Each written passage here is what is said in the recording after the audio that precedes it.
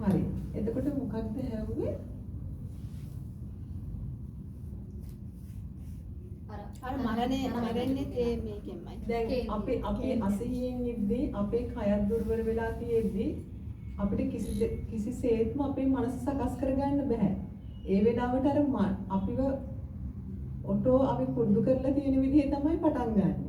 ඒකට අනුව තමයි චුතිසිත ක්‍රියාත්මක වෙන්නේ. ඒකට චුතිසිත අර අපි හදාගත්ත ප්‍රමුඛ ගතියක් තියෙනවනේ. ওই ගතිය මතුවෙනවා. අනික අපි දන්නේ නැහැනේ අපිට ඒ වෙලාවට මොනව හිතේද. දැන් විතරම අපි හිතමු රාගයෙන් ඉන්න කෙනෙක් නම් එයා වයසට ගියත් එයාට රාගික සිතුවිල්ලක් එන්න පුළුවන් අර බැරෙන මොහොතේ. නැත්තම් ඊට සම්බන්ධ කෙනෙක්ව මතක් වෙන්න පුළුවන්. එහෙම තමයිනේ. ඒක නිසානේ ඔය අර ගෙවල් වල අමනුෂ්‍ය නැවත പ്രേත භූත විදිහට ඉපදෙන්න හේතුව මොකක්ද? තමන් මිය යන අවස්ථාවේ තමයි අර මතක් වෙන්නේ අර ගෙදර කට්ටියට. තමන්ගේ මේ දරුවෝ දාලා යන්න වෙනව නේද? ওই විදිහට අර තමන්ට මතක් වෙන ස්ථානය අනුව සහ සසර සම්බන්ධතා තියෙන ස්ථාන අනුව අර ඒ තැන්වලම ඉපදෙනවා. දැන් සමහර වෙලාවට ගොඩක් අය දන්නේ නැතුව මිසක් නැත්තම් තමන් දැකලවත් නැති කට්ටිය තමන් එක්ක ඉන්නවා. ඒ අර තමන්ගේ අර පවුලට සම්බන්ධ පිරිස් ඉන්නවනේ. ඒතර ඒගොල්ලන් තමයි අර මේ වගේ කාලවල වල අර නිකන් ඇවිස්සීමක් වගේ සිද්ධ වෙන්නේ. ඒකත් ඒ හරහත් අර අපිට පණිවිඩය දෙන්නේ අර ඒ අය ඉන්නවා කියන එක තමයි ඇත්තටම. මෙච්චර කල් අපි නිකන් අඳුරක හිටියා. අඳුරු කාමරයක ඉන්නවා කියලා හිතන්නේ. අඳුරු කාමරයක ඉද්දී ඔයාට පේන්නේ නැණි තියෙන මකුළු දැල් දූවිලි පේනවද? දැන් කාමරේට චුට්ට ලයිට් එක එනවා. දැන් ලයිට් එකෙද්දී අරගොල්ලන්ටත් ඉන්න බෑ. ඒක තමයි වෙන්නේ. අනික ඔයා තුල ඔයා පිරිසුදු වීම හරියට වෙද්දී ඒගොල්ලන්ට ඉන්නත් බෑ. මොකද ඒගොල්ලෝ ඇවිල්ලා പ്രേත භූත ගතිනේ හදාගෙන තියෙන්නේ. එතකොට ඔයා තුලත් ඒ പ്രേත භූත ගතිය තමයි තියෙන්නේ. ඒකෙන් හින්දා තමයි අරගොල්ලෝ ඔයාට ඔයාගේ පෝෂණය අරගෙන ඉන්නේ. නමුත් ඔයා තුල පිරිසුදු වෙමින් යහපත් ගතියේ දිව්‍යමය ගතියෙද්දි ඒගොල්ලන්ට ඉන්න බෑ.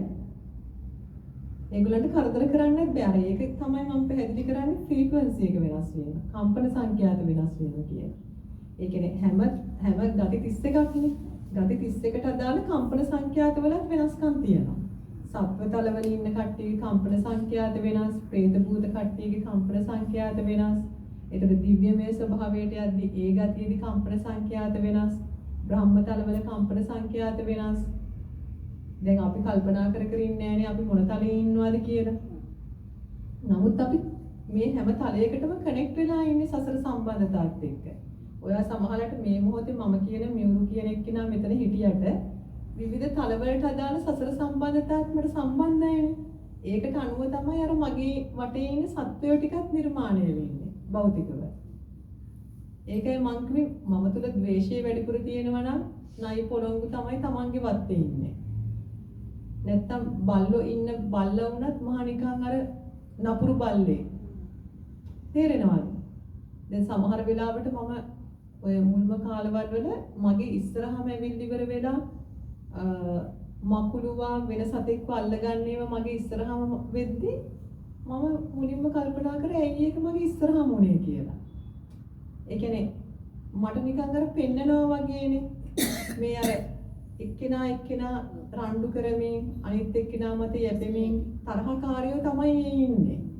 එයාත් විලෝපික සත්වය කියන්නේ තවත් සත්වයක මරාගෙන කන එක්කෙනා අර තරහකාරයෝ දෙන්නෙක් එකට හම්බ වෙලා. එහෙම එක සිද්ධි දකිද්දි මට තේරුම් ගියා මේ අර ශක්තිමය වශයෙන් අපි වටා සිද්ධ වෙන ක්‍රියාවලිය මේ භෞතිකව අපේ ඉස්සරහත් මෙහෙම පෙන්නනවා.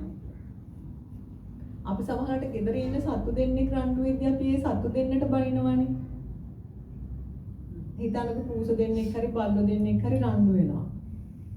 නමුත් අර ඔයාගේ ශක්ති ශේස්ත්‍රයේ ඔයාගේ සංසාර සම්බන්ධතාවුව වැඩිපුර තියෙන දේවල් ටික තමයි මේ පෙන්වන්නේ. ඔයාගේ ඇතුලේ තියෙන කැළඹීමට අදාළව මේ තියෙනවා මේ තරහකාරයන්ගේ ඝට්ටනය. ඒකම ඔයාගේ වත් ඇතුලේ සත්තු දෙන්නෙක් විදිහට අර දෙන්න පෙන්නනවා. ඒ වෛරක්කාරයෝ දෙන්න ඉන්නවා වත්තේ. එතකොට ඔයත් මේකට සම්බන්ධයි. ඒකින්ද තමයි ඔයා මේක දකින්නේ. ඕව තමයි සසර සම්බන්ධතා. අපි අර සසර සම්බන්ධතා කියාගෙන අපි හිතනවා අර මෙරික කට්ටියක් විතරයි. ඒකෙත් අපි හිතන්නේ මිනිස්සු කොටසක් විතරයි.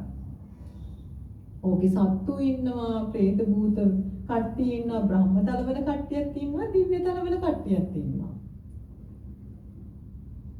නමුත් අර අපි හිතන්නේම නැති අර පල්ලෙහාම කොටස ඇවිස්සලා එනවා මේ කාලේ. ඇයි? ඒක ගැන අපිට කිසිම තැකීමක් නැහැ. ඇයි අපි උත්සාහ කරන්නේ නැහැනේ අපි තුල ඒගොල්ලන්ට සම්බන්ධ ගතිය වෙනස් කරගන්න. අපි තුල പ്രേත භූත අඳුරු ගති ලක්ෂණ තියෙන තාක්කල් අරගොල්ලෝ පෝෂණය වෙනවා අපේ.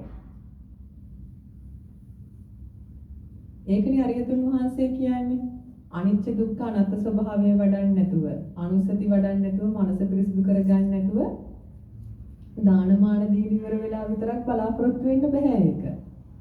ඒ කියන්නේ අපි පෝෂණය කරන්නේ මොන ගතියද? ඒකට අදාළව තමයි අපි වටේ කට්ටිය එකතු වෙන්නේ.